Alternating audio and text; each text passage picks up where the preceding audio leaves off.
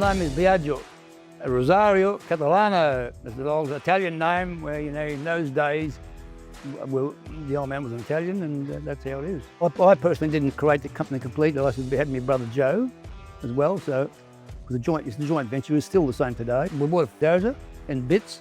I pulled little pieces. At the back of my house in Burracup, I built a pole shed, which you can see over there. Had no spanners, had no welding experience or oxy experience, none at all. In the early days, this was all farming, so it was a lot of land clearing, and then from there went to road construction, and then a lot of it was dam construction. That's what we mainly do today, is all through the state. There's a lot of tailings dams for all the mining side, which Tom spends most of his time travelling the state doing. Yeah. So we got 2 major clients at the moment, which we've been with for a little bit now, and yeah, it's good to be going from site to site with them, and hopefully we can keep pushing along with that. The industry has always been reasonably competitive, but we seem to have the edge.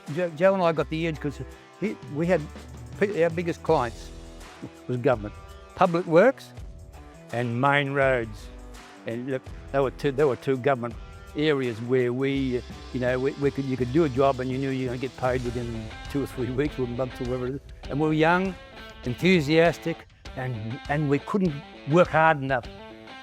This business has been 60 odd years, so it's been that alignment's been such a long time with Wigmore's and then WesTrac. So it's just sort of roles, and you've got personal relationships. The business doesn't function without service.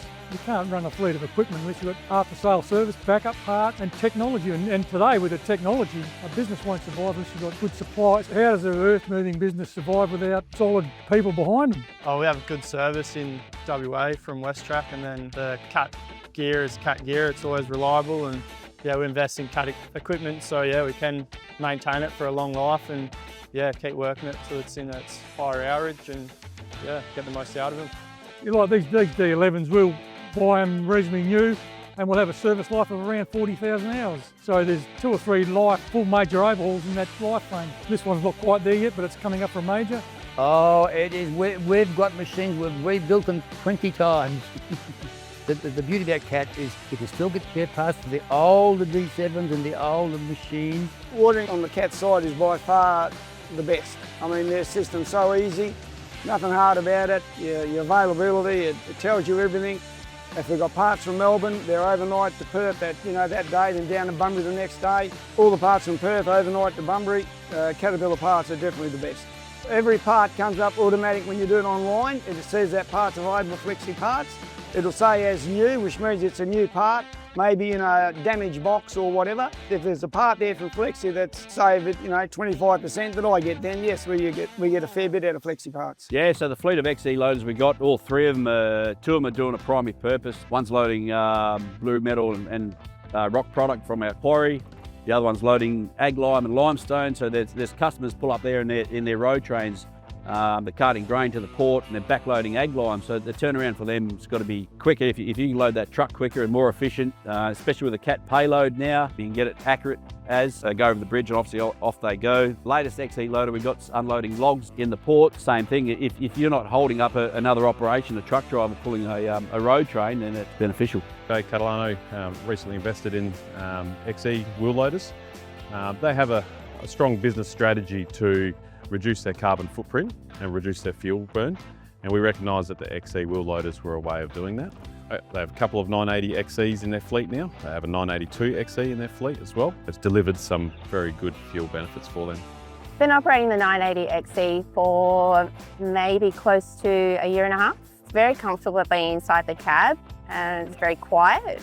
It's probably one of the best loaders I've operated.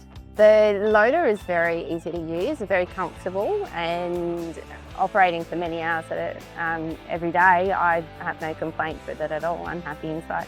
Bill's always showing the way on how to work pretty hard and to never really stop. Yeah, put your boots on and get to work is his motto, really. Yeah. That's it. Yeah, just passion, just sheer passion. Yeah.